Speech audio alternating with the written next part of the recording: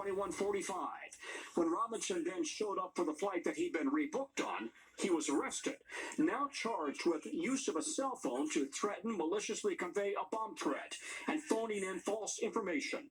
In a statement, the U.S. Attorney in Detroit says no American wants to hear the words bomb and airplane in the same sentence. Making this kind of threat undermines our collective sense of security and wastes valuable law enforcement resources. Robinson is now out on a $10,000 bond. His first court appearance is on June 27th.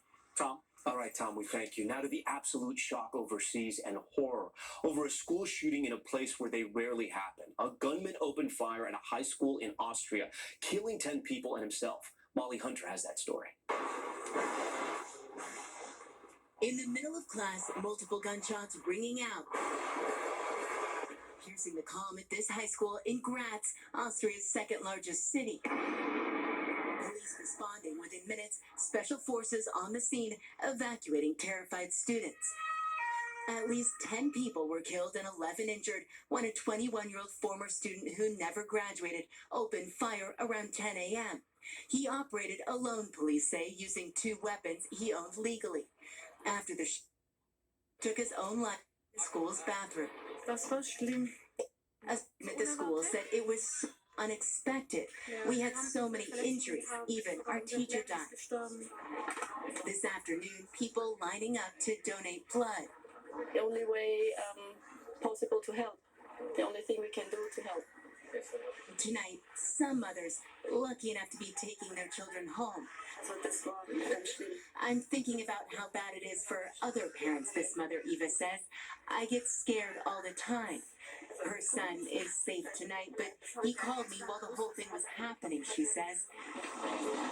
Tonight in Graz, thousands coming together. A nation stunned. The horror of this kind of shooting, so rare. And Molly joins us now live. Molly, we're learning more about the weapons the shooter had access to.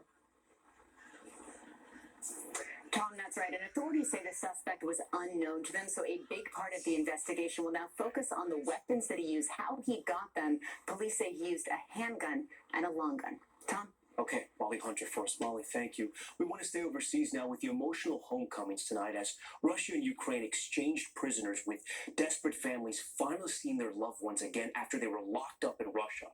Richard Engels in Ukraine for us. Today, dozens of Ukrainian prisoners of war were freed in an exchange with Russia. They were greeted to a hero's welcome at a hospital north of Kyiv.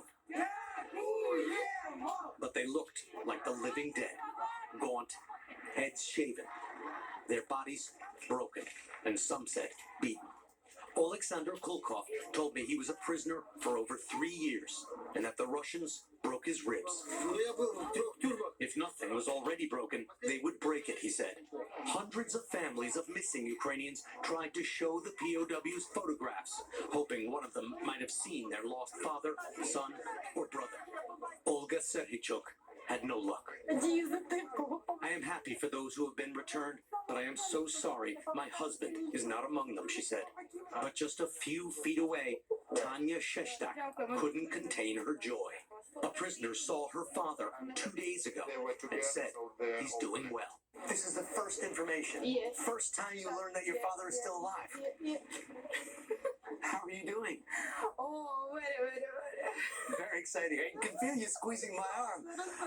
Wow. Even with peace talks stalled, after today, there's renewed hope there'll be more prisoner exchanges. Tom? Richard Engel for us from Ukraine tonight. Back here at home, the future of vaccine recommendations remains in question following the move by Health Secretary Robert F. Kennedy Jr.